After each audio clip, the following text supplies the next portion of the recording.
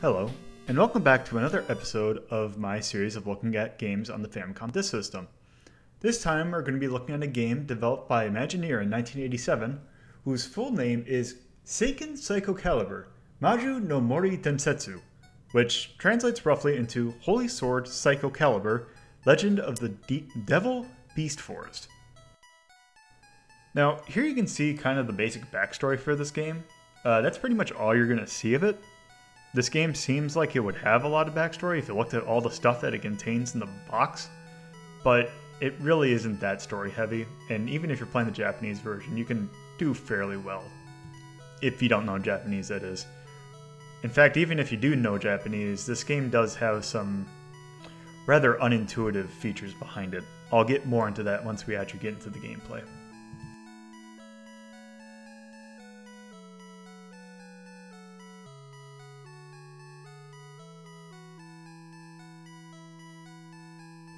Now here is pretty much the other big story dump right here. We got the devil whose name is Furunguniru. Very kind of a mouthful name. He's basically our last boss and main villain of the game. It appears on the disc's art. Kind of a creepy looking guy.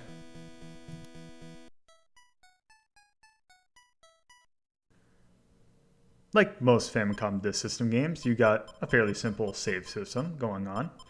3 slots, which you can name whatever you want. I should mention that this is a fan-translated version, so we can actually play the game in English.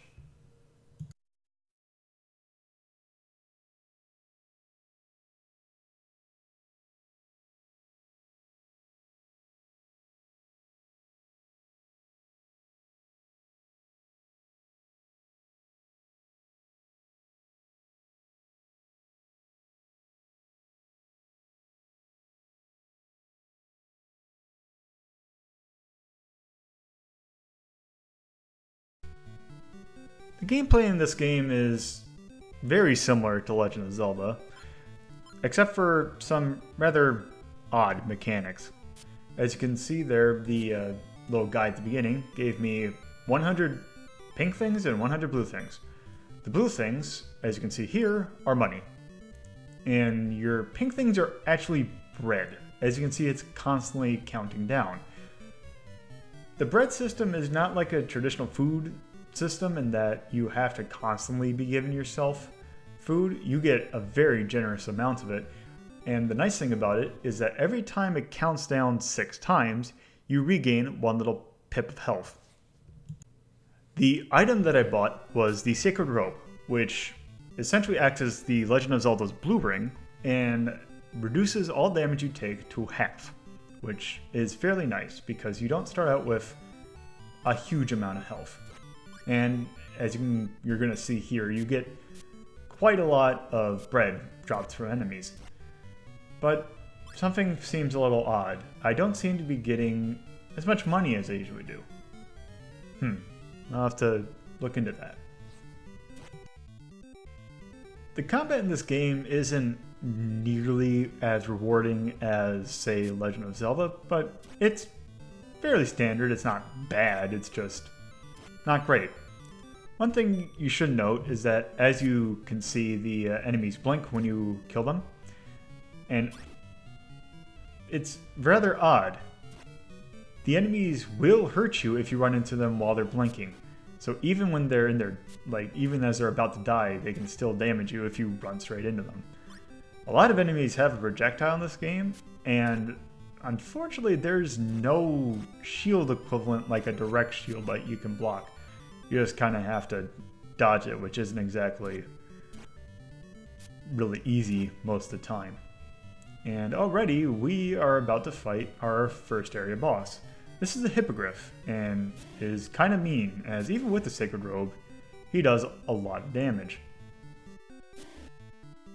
One very annoying aspect about the way that invincibility frames work in this game is that, as you can see there, even though I hit him, he can still damage me, even though I can't damage him. Which is incredibly annoying, since you are not that mobile. And here, let's try and kill him again. He dropped nothing. He's supposed to drop a key in a little blue tier. That's one of the things about this game that's kind of annoying. certain ROM dumps of this game are just plain out broken.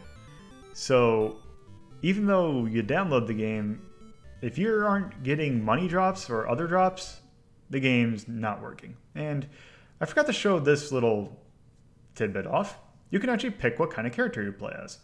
You got 3 options, and I don't think they make any like actual gameplay difference, and really just change the way your avatar is, or avatar looks. I don't think they have any sort of gameplay influence. And I think while I'm actually looking at a better version of the game, or at least a fixed version, I should at least show you a little bit more of this area. I better go get my bread and money, and definitely need those. This little starting area, you actually have some branching paths in which you can kind of spend your money on. There is a room there where you can pay 50 in order to get an extra pip of health, and a room right here you can pay 50 money units to get a force pip, which is the F meter that you see at the bottom. Later on, you're going to, I guess, recruit a party member, which is basically a fairy that flies around, who is your source of actually better weaponry, who shoots kind of like Zelda-like sword beams out when you have her activated. Unfortunately, that activation is kind of limited, and you need to wait. She has a cooldown once she goes away. As you see, the fairy has many powers. That's what I'm mostly referring to. So that's kind of annoying, as there isn't really any upgrade to your sword. You do the same amount of damage, and of course as you get into further areas, you need to hit them a few more times in order to actually kill them. The item that I bought right there was an apple, which you'll find in later levels. These enemies that are basically goblins, and if you drop an apple and they run into it, they can sometimes give you items, one of which is required to actually beat the game. This isn't exactly the most intuitive of things.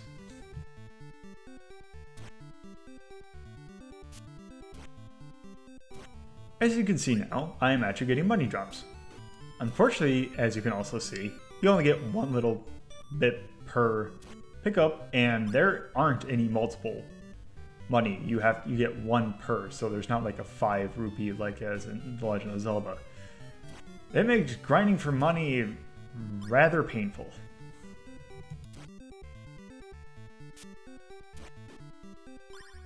Also, another thing that drops is what looks like a red teardrop, and that's actually a very important thing to pick up. I think once per screen, enemies will drop these little pink teardrops, and each one you collect gets you 1 extra pip on your power meter. It's very nice to have, and it's kind of a little bit easier to get than the heart containers of Zelda. And those are permanent upgrades. They aren't just temporary. You will have them as long as, well, forever. I should say that the music in this game isn't exactly, well, great. Not quite bad, but it's not great. It does make some good use of the Famicom Disk System's extra sound chip, though.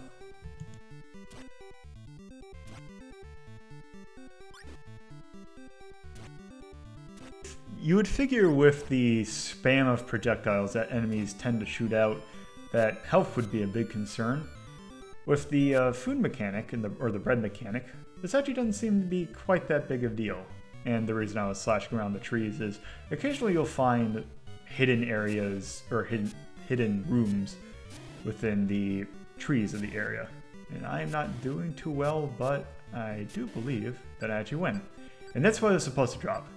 You can see I now have a 1 pip of my force meter, which unfortunately isn't enough to actually do any magic, which really wouldn't be a thing because I don't have the person that can actually cast magic.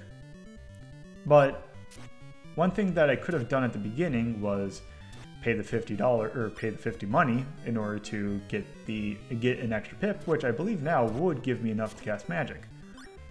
But it's much better to actually spend the 80 money in order to get damage half versus just a little bit more convenience. You can actually get the Sacred Robe later on in the game if you really want to do magic early, but I'd stick with getting it as soon as you possibly can.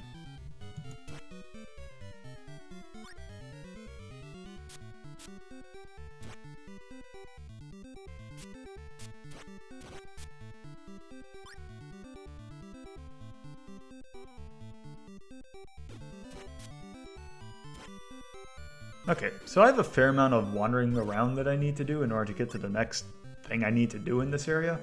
So I should mention, even though I said earlier on that the story of this game doesn't really, well, exist, at least from what you can see in the gameplay, the supplemental materials that actually came in the box for this game, there is actually quite a bit of effort put into the lore of this game, even though you see almost none of it in the actual game itself.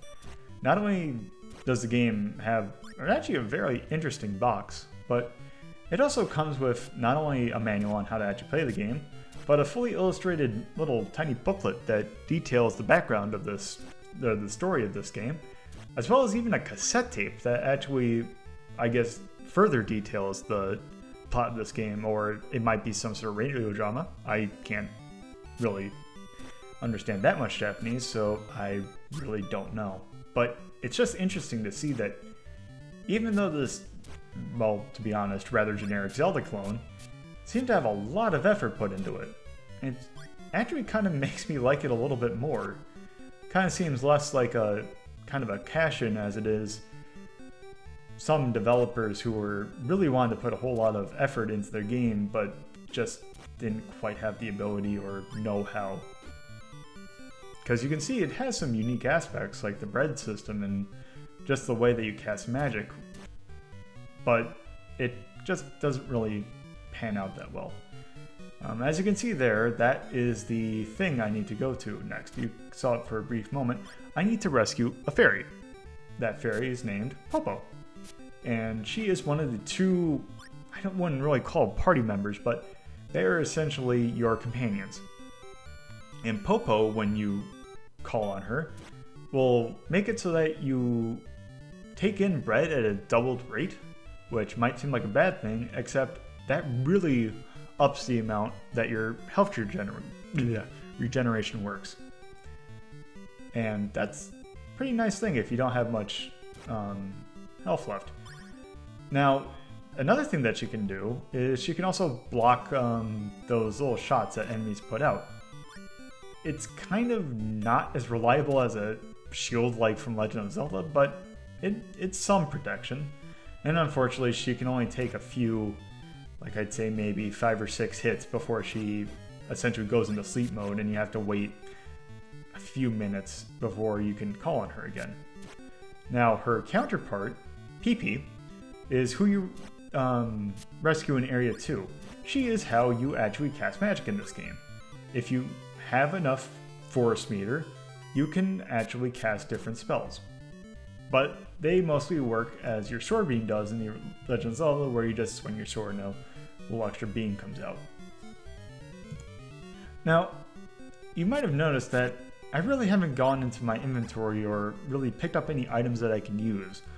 This game does have items you can actually use, like very Zelda-like items like bombs and a boomerang kind of thing, but they don't play nearly as big of impact as they would in, say, Legend of Zelda.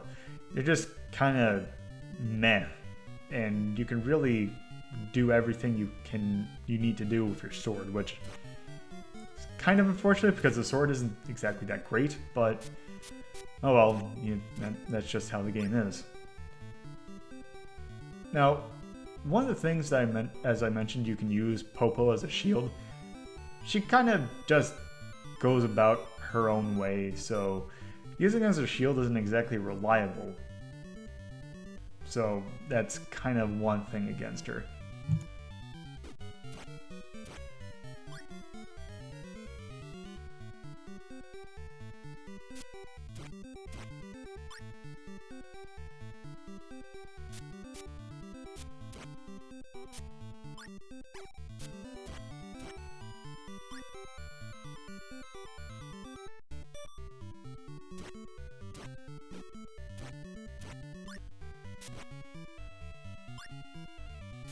Now, as you see this door right here will take us to Area 2. This isn't exactly like an overworld kind of thing, like a normal Legend of Zelda, where you got this huge branching world that goes into levels.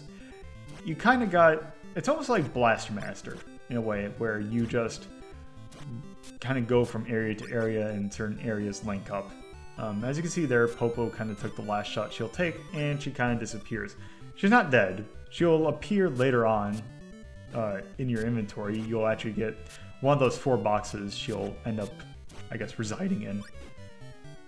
Right now I probably could use her because they're shooting a lot of bullets at me. And also you can tell now enemies are taking 2 hits to kill most of the times rather than 1. That can get really annoying later on. Also you can see here I found kind of a hidden area. The item in the middle are essentially the game's bombs, and the items to the left were actually cherry lamps. Now cherry lamps have one very important purpose. In level 4, the world will be completely dark, and you need to use cherry lamps on every screen in order to make it so that it's not dark.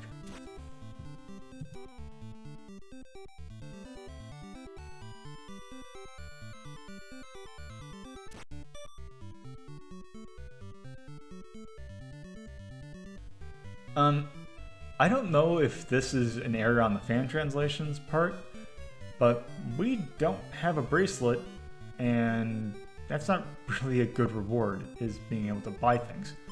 Here's the game's inventory, so I now actually have some bombs placed down in.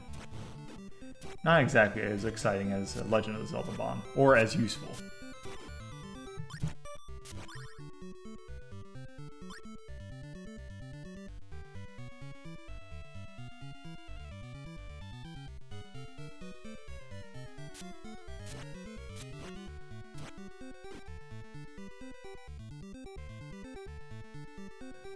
You can take a look at the Area 2 boss, Tragwar, right there.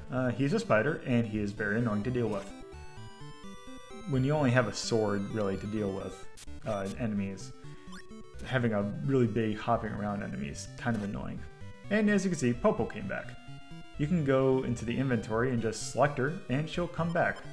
I generally like having her out because she'll boost your health regen, and it's really nice to have a thing to dodge bullets.